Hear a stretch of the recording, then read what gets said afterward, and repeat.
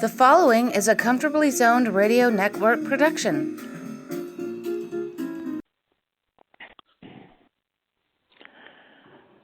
Good afternoon, everybody. My name is Alan Blumkin. I'm here with my good friend David Nemec, and we're here for another session of David Nemec's Baseball History and Trivia.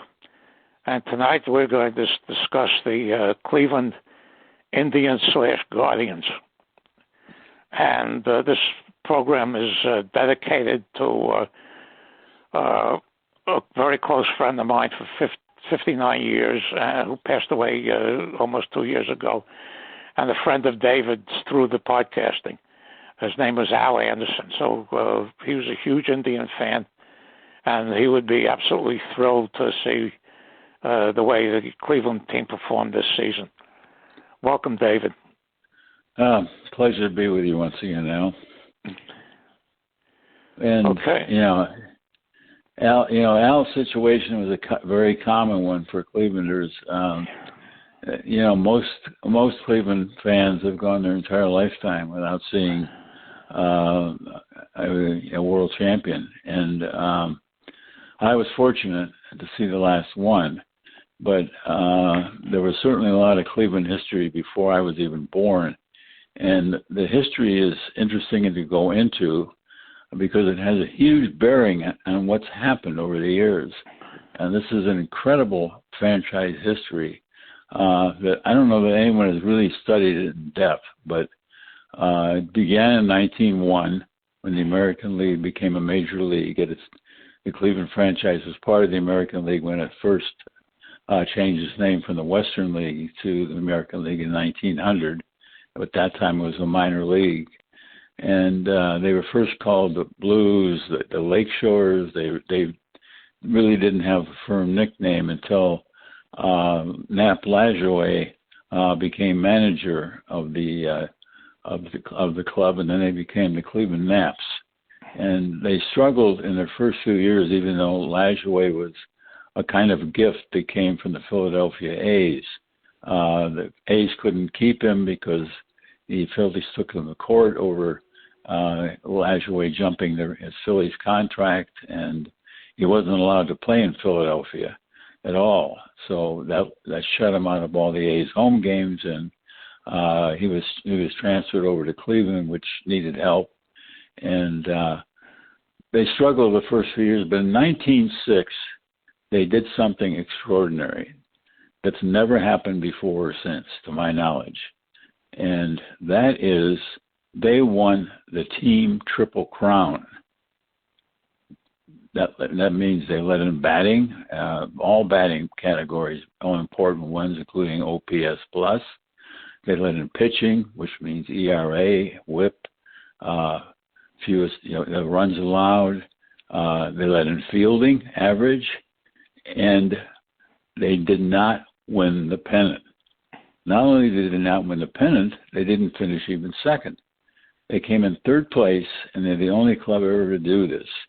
And wow. The reason was, even though they had the largest run differential in the league, easily, the Pythagorean,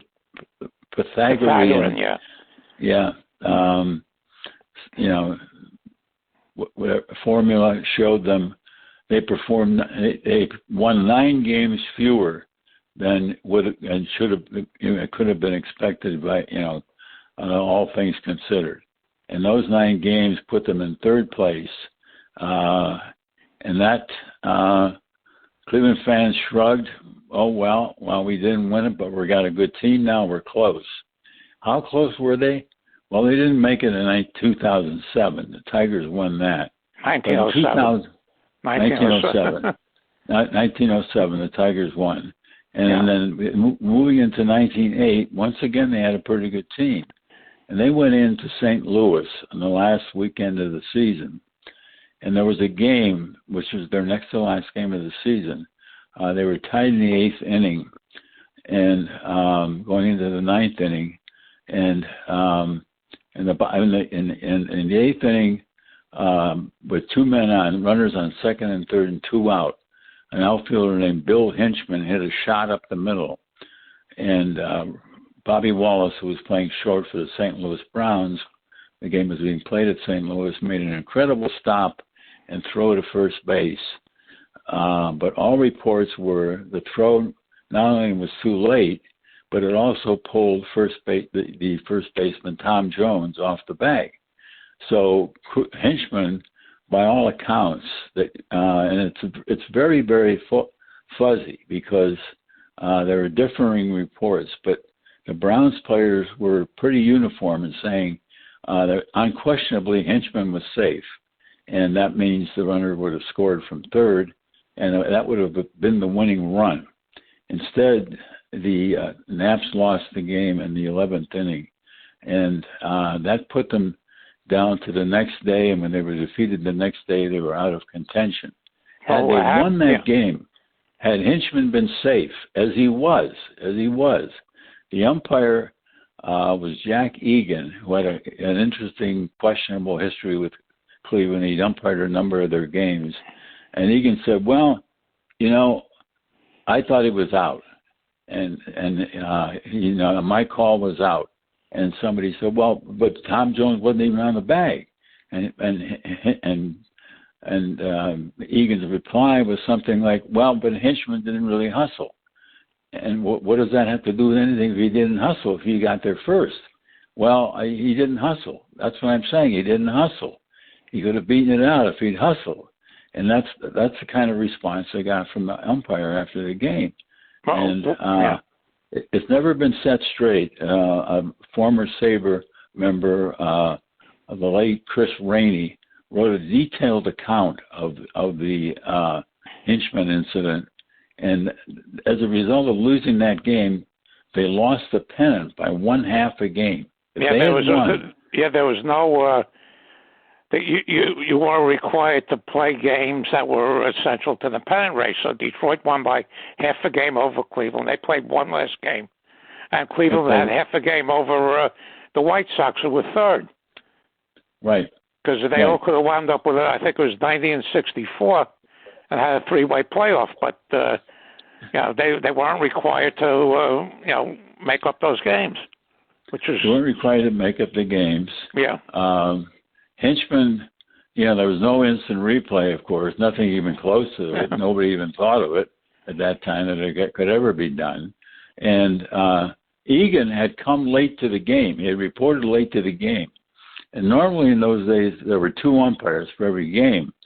But if an umpire didn't show by game time, he was scratched, and whoever the other umpire was automatically took over the plate and the bases. But Egan showed up late. I think it was probably halfway through the game before he came, and whoever was doing the plate said, okay, Jack, why don't you take the bases then? So he took the bases, and his crucial call cost Cleveland the pennant because Chris, every report, and I did have a 1908 paper when I was a kid, sports page, that it had a full game account in the Cleveland paper at the time. It was at that time, even at that time, it was very faded and crumbling. And as a kid, I tried to keep it in a scrapbook, but I lost it somewhere along the line, or it crumbled beyond redemption. I'm not sure which, but. In any case, from all my reading, game accounts,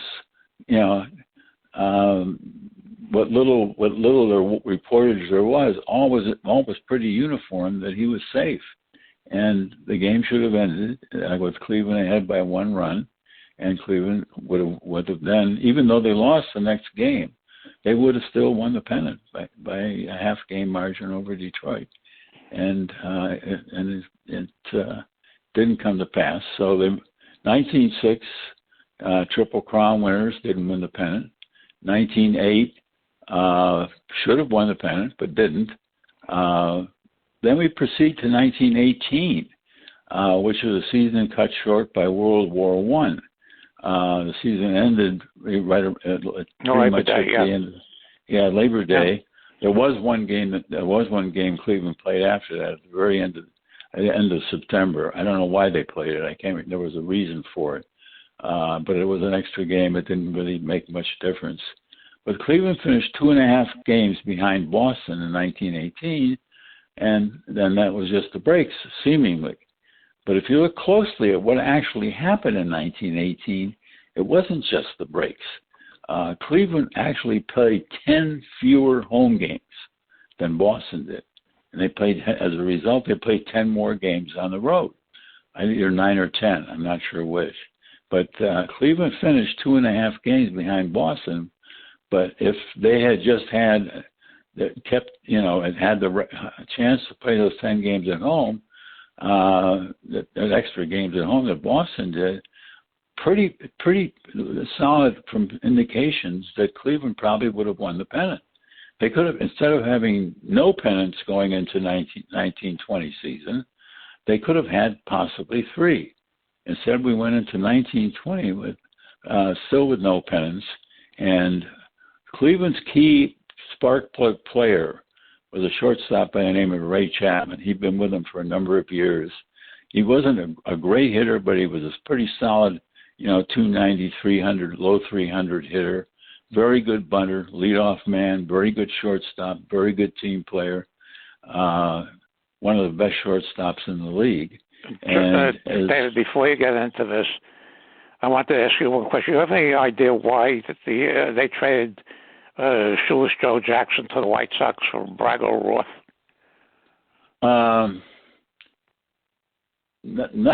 Nothing that makes a whole lot of sense. No, Jackson wasn't happy in Cleveland, and they thought he didn't. They really thought he didn't hustle as much as he should have, and it was a stupid trade, and it worked out poorly for Cleveland. Even though Roth had a couple of decent seasons, nothing like what Jackson did when he went to the White Sox. So he had a couple bad seasons with the White Sox too, and the White Sox weren't always happy with his play either. Jackson did have a reputation as not an everyday guy who showed up at the ballpark and played the same kind of game pretty much all the time. He had his good days and his bad days, and there was really no way of predicting what you were going to get when he showed up. No, I know that. Thank you. Yeah. It's but he was, it was still a terrible trade, regardless of how you look at it. And thanks for pointing that out, because that did have a great bearing. If they wouldn't have had Jackson in 1918 anyway. I know. So he would have made no difference. He wouldn't have been involved. They kept him. He wouldn't have been involved with. He wouldn't have been. He wouldn't have been involved. No, he wouldn't. That's interesting. That's a good point. Yeah, I never really considered that. If they'd had Jackson, but if they had Jackson, the whole top team composition probably would have been different. It might not have ended up with Speaker, and a couple of other things might have happened differently too. But in any case, despite losing Ray Chapman to the most tragic incident that ever happened on a major league diamond, when he was beamed by Cal Mays, and Carl Mays. And they were fortunate. They did have a kid named Joel Sewell, who was fresh out of college, and they were able to plug him in at shortstop, and he did well enough for them to finally win the pennant in 1920. But nevertheless, they had a player die on the field of play. The only player ever to die from an injury that was incurred in the actual course of a game. In the major leagues, there were some that did, a few that did in the minors. Yeah, well, there were quite a few guys who were beamed and died similar to Chapman. But, there are people who think that 1920 was tainted because the Black Sox players were suspended with like a week to go. Yeah, and the speculation that in early September, when it looked like the White Sox were challenging the Indians, that the gamblers, they lost the series. I think it was the first week in September. I read this in David Fleitz's biography of Eddie Seacott, that they wound up losing games that people expected them to win because the gamblers had them by their throats. It's quite possible. Yeah, it's certainly quite possible. In which case, whether Cleveland would have won that pennant is questionable. Yeah. With Chapman, their chances were certainly a lot better. Without Chapman, if the season had been played on the square, it would have been very, very would have been touch and go, certainly, and probably the White Sox would have made, they could well have prevailed, in which case Cleveland would have been shut out of that pennant too. It would have been denied in 1908 in an umpire's decision, denied in 1918 by a shortened season, denied in 1906 despite a team triple crown, the only one of its kind that didn't result in a pennant. Yeah, I think the 1920 team set a record for players living into their 90s. Did it? I didn't realize that. Yeah. Wow. Okay. Yeah, but anyway, we're coming. 1920. They finally prevailed. They won the World Series. It was a crazy World Series. There was an unassisted triple play, the first home run by a pitcher, the first Grand Slam home run in a World Series game, and Cleveland was the happy progenitor of all three. And they beat the Brooklyn Robins, managed by Wilbert Robinson, the former Baltimore Orioles star catcher in the 1890s. And Cleveland looked good for years to come. And they had a solid team in 1920. And in 1921, they lost a pennant to the Yankees by 4.5 games, I think, or 4 games. It was fairly close in any respect. But they had a good team throughout the 20s. And 26, they came close. They might have won, but the Yankees played pretty solid ball all year, and the Yankees led almost from wire to wire, but it still was a very close race. And Cleveland was solid throughout the 20s into the 30s. In 1936, they had a 304 batting average, really solid hitting team, but the pitching was very suspect. They ended up finishing 5th. And they really didn't start to put it together again firmly until 1940. And in 1940, Bob Feller had come along, and Feller was the dominant pitcher by that time. I would call him the dominant pitcher in the major leagues, even though he still had a ways to go, still had things to learn. His fastball was incredible. His stamina was incredible. And Cleveland and Detroit were in a battle for first place that no one expected. Everyone expected the Yankees to run away with the 1940 pennant, because in 1939 they had what in my estimation was their best team of all time. I mean, they had the largest run differential I think of all time. I think that season they set a record. One of the things that happened in 1940 with the Yankees is that they played Frankie Crosetti at shortstop all year, and he became one of the few players ever to have over 500 at-bats and bat under 200. Yeah. And Rizzuto was a AAA hitting 300, and they refused to bring him up. And that, of course, is one of the 5 races that Joe McCarthy was involved in. There were 5 games or less that we discussed the other week that he wound up losing. Yeah, every single one. Any time it was close, Joe lost. But 1940, the Indians went into the last weekend, and they Feller scheduled to go on Saturday, and Detroit pretty much conceded the game and was going to play. Detroit led by a game and was ready to concede the Saturday game to Feller, and so they started a guy named Floyd Gabel, and Gabel was a rookie. Not much was thought of him, and not much was expected of him, and he never did much more. But on that particular day, he beat the Indians, and he knocked the Indians and Feller out of the race. There's much more to it, though, because the Indians had at that time one of the most temperamental and violently fluctuating from day to day and season to season players of all time, Jeff Heath. And Heath was a solid player, solid hitter, solid fielder, a solid all-around player, and he chose 1940 to have his worst season of his career. And Heath was a left-handed hitter, and he wasn't good against left-handed pitching. So even in his prime years, he was often platooned. And in 1940, Ozzie Bitt, the Cleveland manager, planned to platoon him, if necessary, with a guy named Bo Bell, who had been a good player. Al talked about him a couple of weeks ago. He had 2 successive 340 seasons with the Browns. But after that, he was a marginal player and pretty much a right-handed hitter, pretty much a platoon player against left-handed pitching. And that's the way Bitt was intended to use him, because Heath was terrible against left-handers. But in 1940, Heath chose to be terrible against everybody. And he batted .209 against right-handed pitching and a little better against left-handed pitching. But meanwhile, Bell, who started the season facing only left-handers, by mid-season was starting to see more playing time against both left and right-handed hitters, and ended up playing most of the games toward the end of the season. So Heath was terrible. The whole team was down on him.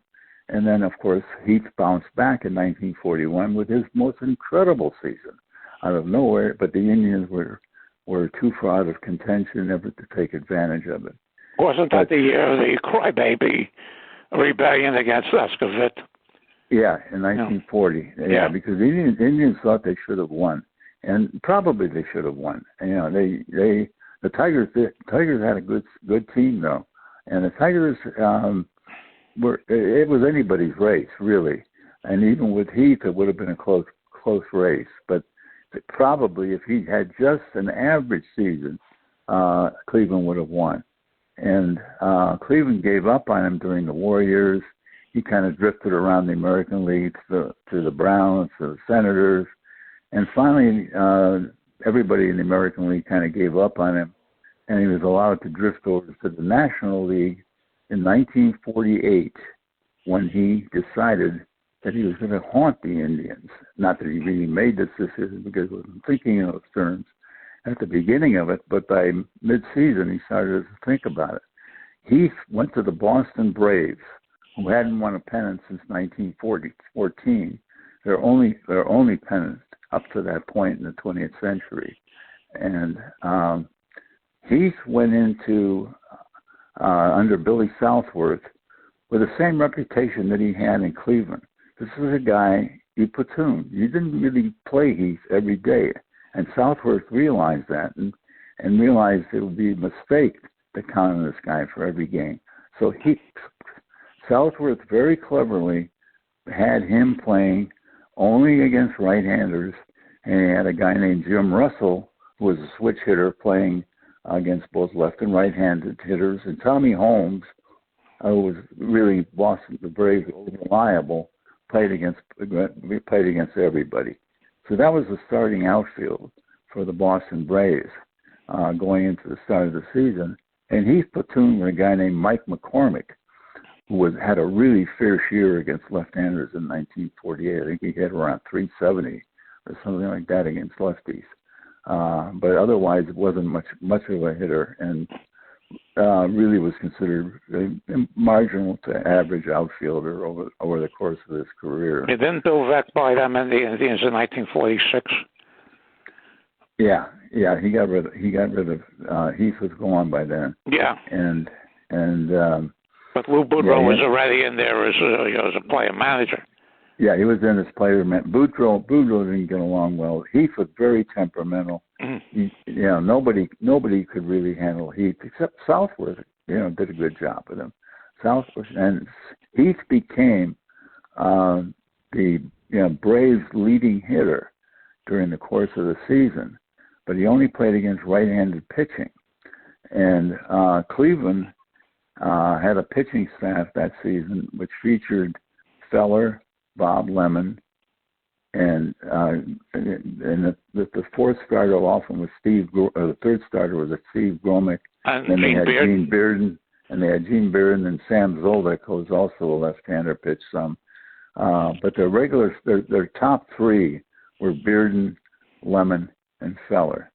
And Bearden and Lemon both won 20 games over the season. Feller fell just short of it. And going into the World Series, which Cleveland won by beating Boston in a playoff game we spoke about a couple weeks ago, got into the series against Boston Braves, the Boston Braves spoiling an all-Boston World Series. And they were expecting to face Heath if they won. But Heath broke his ankle sliding into home plate near the end of September, almost on the eve of the World Series. And he was knocked out of the World Series. And Clevelanders breathed a sigh of relief that they weren't going to have to face Heath, because Lemon and Feller were definitely going to have to pitch to Heath. Bearden was questionable whether Heath would play against Bearden or McCormick would play. Probably McCormick would play, and he did play, as it turned out. Against I did research on the Baseball Reference the other day from the 48 through 51 teams, and it was amazing because Boudreaux, Gordon, at second base, Joe Gordon, and Ken Keltner basically had career years in 1948. Yeah, they did. And by 1950, they were through.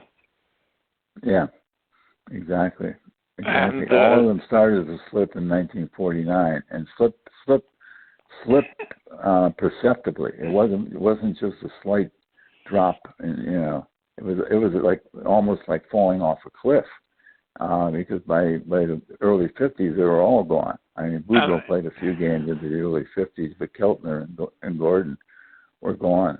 And they all seemed to be in their prime in 1948. And after 1948, they traded Eddie Robinson, who was the first baseman. They traded him with a few others to Washington, where they got the early win, and Mickey Vernon. And they would send Vernon back to Washington in 1950 when the first base job went to Luke Easter. Yeah. Yeah. But Early Wynn always said that his record with Washington, the years with Washington, was mediocre, and he always said that he never learned how to pitch until he came to Cleveland and came under the tutelage of Mel Harder. Yeah, and Cleveland had a number of great coaches. They had Harder doing the pitching, Bill McKechnie, who some considered the real manager of the Triad. They had George Soucy, or a couple other guys they had too. They had a full quota of coaches under Boudreaux. And when Beck sold the club to the new owners when they came in, decided, why are we paying the coaches this much? We're paying these coaches as much as we'll have to pay the manager. And so they got rid of them. And as a result, the team still considered to be a good team. Had strong pitching, mostly shaped by Harder's tutelage. Yep, they were all right-handers. That was the problem. They all were right-handers until Herb Score came along. Yeah, Feller, Lemon, Wynn, and Garcia, and by 1950, end of 1950, they had Bobby Avila at second. They had Ray Boone at shortstop, who was, from what you and Al told me, was constantly booed because he wasn't Boudreaux. No, and Al Rosen at third base. Yeah, Cleveland had solid teams, and if it weren't for the Yankees, putting together a great team every season and being able to fill in when needed toward the end of the season with these incredible weird waiver deals, and then with National League teams, they were getting rid of people like Johnny Mize and Johnny Opp, and all of them seemed to find their way to New York. Well, in 1952, the Yankees entered the month of September 2 games ahead of the Indians, and both teams went 19-5 in that month. They only played each other once, and the Yankees won that game. Yeah. But I remember that year very well. And in any case, to update where we are today, I was fortunate enough to go to the first World Series game ever played in Cleveland Municipal Stadium. That was in 1948. Gene Bearden pitched against Vern Bickford in Game 3 of the 48 series and shut out the Braves. He didn't get another start, but he did come in relief in Game 6, saved the game, and that won the series. They won in 6. But I also saw the last World Series game ever played in Cleveland Stadium, and that was only 6 years later. And if you hadn't been to the 48 series, you never saw a Cleveland team win a game at its home park until the 1995 series, which was played in a different park. In Cleveland Municipal Stadium, only in 1948 ever saw a home victory in a postseason game. And as Al was alive then. I was a kid, and I was still a kid, and I was fortunate enough to get to the last game ever played in the World Series in Cleveland, at Cleveland Municipal Stadium. But then it became a drought beyond, because of Rocky Colavito. Well, that's what Terry Pluto shows. Yeah, that book was very interesting. Because Frank Lane, and there's a biography of him that I have called Frantic Frankie Lane, and he built the team up, and then after 1959, when they pushed the White Sox to the limit, he broke the team up. He traded Cal McLeish, who was 19-game winner to Cincinnati for Johnny Temple, and then made a couple of other things. He sent Minnie Minoso back to the White Sox. Yep. And then, of course, the day before the season opened in 1960, they announced the trade of Rocky Colavito, who was the idol of the fans, to Detroit for Harvey King. Colavito was the home run champion. King was the batting champion. Yeah. And the fans went crazy. King was only lasted with the Indians for 1 year before they shipped him to the Giants for a rundown Johnny Antonelli. And Willie Kirkland, who was a spare outfielder for them. Well, yeah, Kirkland was a slugger of some repute, but nothing near. Yeah, but that set them into Colavito was. And Keane wasn't that old, but Keane I think he was starting to have leg problems even then. He just wasn't made to last for a long time in the majors. He started out as a shortstop. He was moved to the outfield pretty early in his career, and he wasn't a power hitter. No. Didn't really walk that much, as I recall. Certainly wasn't a speedster in the bases. He hit for average, and was a good ball player and a good guy to have in there every day. Yeah, they also had Roger Maris. They shipped him to Kansas City basically for Woody Held and Vic Power. Which wasn't a bad deal at the time. At the time, It gave Cleveland two starters for the 59 team. Held played short that year, moved from the outfield, and Power, who also could play the outfield, was put in as first baseman. Was a great fielding first baseman. But 59 was Cleveland's last. Al and I, Al Anderson and I both remember that 59 team well. We talked about it often. That team could have won the pennant, but after that, Cleveland didn't play a meaningful September game again until 1995, and that was a long stretch for Cleveland fans, 36 years. I remember in the 80s they went from a 100-loss team to a winning record to a 100-loss team. Yeah. Over a 3-year period, and one of the things I found out, which when I looked at the overall franchise total, they're over 500. Yeah, they are over 500 for the history, even though they, postseason appearances are pretty sparse. I remember watching the final. Yeah, I remember watching the final game in 1997 of the World Series, and they had this relief pitcher, Mike Jackson, who pitched 4 or 5 batters, got them all out, and they pull them. It was a forecast of what they do now. forerunner of what they do now, and they brought in this was this Jose Pena. Jose Mesa. Jose Mesa, thank you. Jose Mesa. And just as soon as they brought him in, I knew that he was going to give it up. Everybody did in Cleveland. Yeah. Everybody knew it because he'd given up home run the previous year to Roberto Alomar in the division championship series that knocked Cleveland out. The division championship series in those days was the best 3 out of 5. Yeah. Yeah. And, I went to one of those games in Cleveland, and he said it was snowing. So I saw it was snowing. I called him up, and the next day he said it wasn't that bad. I said, yeah, right.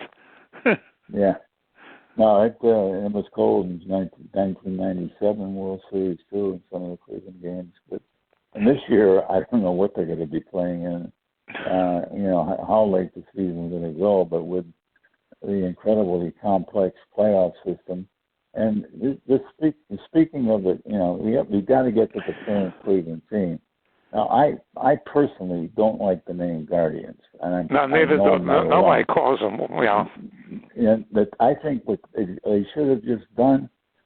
I don't know why they just didn't call them the Cleveland Tribe, and just say, and the team could be referred to the Tribe, which it's been referred to for years. And Tribe is not in any way an offensive name. Yeah, people suggest all over the world, and it no association. Some people suggested that they go back to the Spiders, or go back to the Spiders. The Spiders would be my second choice. Tribe is my first. It was never even considered. Yeah. I don't know why. Are they running that scared that they can't? The Tribe is it's not an offensive name in any sense of the word. It would have fit in right with because they were so often called the Tribe, over the years. And when they were referred to as the Tribe, everyone knew they were talking about the Cleveland team. I think what hurt them was the Wahoo, Chief Wahoo. Well, they could have done. They could have dispensed with that years ago. That could have been. I don't know how it lasted as long as it did. Yeah. Even as a kid, I wondered why are they doing this, because I thought it was crazy then. But the Indians wasn't offensive at all, and there were the Braves. Well, the Braves the Brave logo has always been the chief with a Warriors, Warriors hat. Chiefs, right. Yeah. The Warriors. The Warriors. I mean, it's as offensive a name as the Indians in a sense that if you want to make, or it's not. It really is. It's really. I know. I'm not sorry. I would regard the Warriors in the same category that I would regard the Tribe. It's a universal name, and it's fine. There's no reason they shouldn't be used. Then we get to 2016. When they won. Yeah. I blew a 3-1 lead in the World Series. They blew a 3-1 lead. They blew a 3-1 lead in the ALCS in 1908, or not 1908, in 2008. Yeah. That was the Midge series with Joe Chamberlain's career was almost ruined when he came in to pitch, and it was ruined. Yeah, it probably would have been. Yeah, it probably was, but they took a 3-1 lead on Boston, and nobody in Cleveland felt safe. Nobody felt safe. Nobody ever feels safe in Cleveland.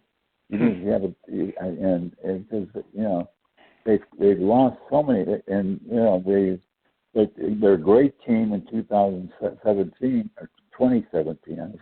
I can't keep them. Century straight. It's 2017 was set the American League record for most consecutive wins. Took the first 2 games of the division series at home, went to New York, lost 1-0. I can't even remember the first baseman's name. They only got the only run of the game in a solo homer for the Yankees. He didn't last very long. So my heart sunk. My heart sunk right there. And it was no surprise that the Yankees then took the next 2 games and they went on. And then, of course, 2 years ago, or it was 2 years ago, right, when they played the Yankees 2 games at home, and lost them both. They were knocked out of the playoffs right off the playoffs get-go. And assuming they're the 3 seed in the American League for this year, so the first round they'll play the 6 seed, which is probably going to be Seattle. It'll either be Seattle or Tampa Bay, and both teams are very competitive teams. Yeah, well, they just beat Tampa in a couple of one-run games the last few days. There were 3 one-run games. Tampa. Yeah, and then if they go, because the Astros and the Yankees who won 2 get buys. Yeah, they get buys. This is the way football ran it for quite a long time until last year. So the Yankees are the 2. So if Cleveland wins their first series, they'll get the Yankees, and whoever wins the 4-5 will get Houston. Well, not necessarily, because the other, the Blue Jays or whoever the Blue Jays are going to play might knock off the Astros, and then it'll be. No, the Blue Jays win. They're 4, so they're playing 5, who is probably going to be Tampa Bay. It'll be Tampa Bay or Seattle. So if they win, if Toronto wins, they're going to play Houston. They'll play the Astros. And the Yankees will play Cleveland. Yeah, that's right. You're right. Yeah. What happens? Yeah, that's the way it's going to. But the insane thing is that all 3 of these games are going to be played at Cleveland, which after the bubble burst at the turn of the century, and Cleveland was getting, selling out for every game during the mid to late 90s. The attendance has been really, really pretty poor ever since. Yeah, my friend, I have a friend from Cleveland that calls me. He used to live here. He calls me every Friday. He told me that they put the playoff tickets on sale and they sold out right away. Oh, did they? Yeah. All three games? Yeah. That's great. That's good to hear. Because I was thinking, here's Seattle, which hasn't been to a playoff since their miracle 2001 season when they won 200 or 160 games. They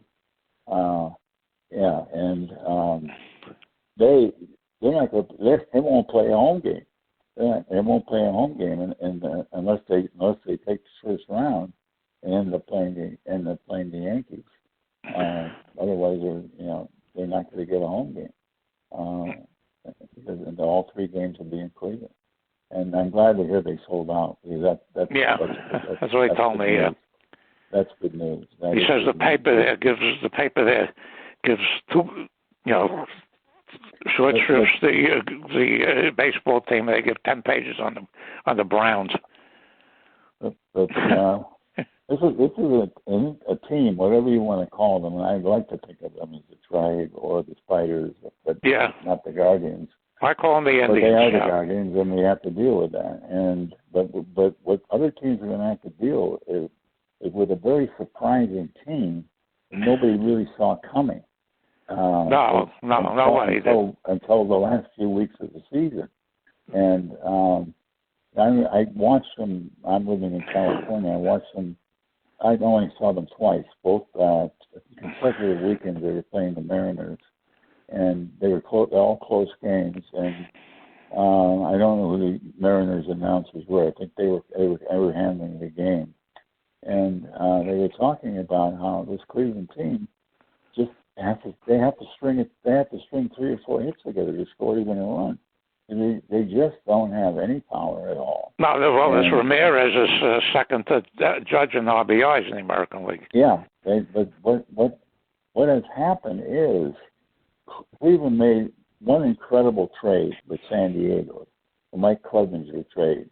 San Diego, I don't know what they were thinking, what they saw in Clevenger, because nobody else saw anything that much in him. He's a good pitcher, but he wasn't going to be a pennant winning, bring you the pennant. And they dealt for Clevenger and Greg Allen, who never became a regular anywhere. And Greg Allen, the Pirates,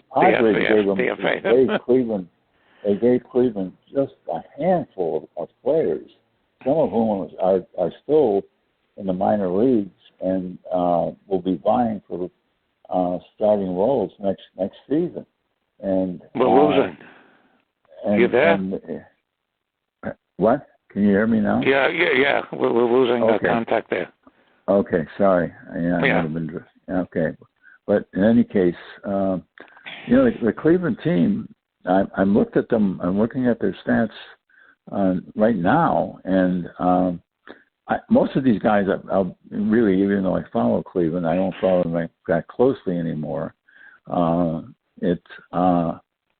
of these guys I never heard of until last season. Some of them early this season, others of them, and not till late this season. Still another group of them. My friend out there is very high in this guy Quan. Yeah, I am too. I am too. I really like him a lot. And they love playing for Terry Francona. Yeah. Yeah. And Francona, I think, is he's the best manager Cleveland's ever had. It already shows. I mean, I think he has more wins by far than anybody else has ever managed in Cleveland. What about Lopez? Yeah, Lopez probably. But he was only there for 7 years. He was there from 51. Yeah, he came in 51, right? 51 through 56 before he went to the White Sox. Yeah, so that's seven seasons, but they were, no, it's only 6 seasons. Six seasons, yeah. Yeah. Well, I don't know. Speaker, I think would have had more wins than Lopez. I'm pretty sure he did. But he managed through 26. So, but Boudreaux managed, from 41 to 40, 49. He managed him at 50. Boudreaux may have held the record. I'm not sure. Since Boudreaux, I can't think of anybody. Well, Mike Hargrove lasted quite a while too. Yeah, he won the 2 pennants in 95 and 97. Yeah. Yeah, he did. He did, and Francona won the other one in 2016. But and he won three World Series. He won 3 World Series with the Red Sox. Yeah, he did. Yeah. He did. Yeah. I don't know how Cleveland fans are feeling about this team, but given Cleveland's recent sports history ever since the 1960s, you can't feel comfortable, regardless of who you're playing, where the game is being played, what the score is, or what it is in the game, who you're ahead in how many games, whether you're ahead 3-1 or unless you won 4 games, you haven't won the World Series. 3-1 is not going to do it. 3-0 is not going to do it. Cleveland fans have learned the hard way in every respect. And, looking at it, it's LeBron James has brought Cleveland its only championship since 1964 in a major sport. Yeah. And who would have thunk it? I went to the 64 title game in Cleveland, and I was fortunate enough to go to the 48 World Series. And, never really saw the Cavs play at home, and so I didn't see any of those games. But all of us, from Al's era, and of a similar age, it's been a tough sports time to feel comfortable with, and I don't know what it's. All right, we're up to Ralph's rules now. Yeah. Okay. Yeah, okay. I want to thank you. I enjoyed this very, very much as usual. It's always a pleasure doing these podcasts with you. I did too, and it was a good chance to talk about Cleveland, and I really enjoyed it. Okay, and give my best to Marilyn. I will. Thank you very much. Take care. Bye-bye. Will do. The proceeding has been a Comfortably Zoned network production. You are advised to keep your dreams wet, your humor dry, your children and grandchildren out of military recruiting offices, and off the laps of clerics who wear dresses. Thank you for listening, everyone. Happy trails.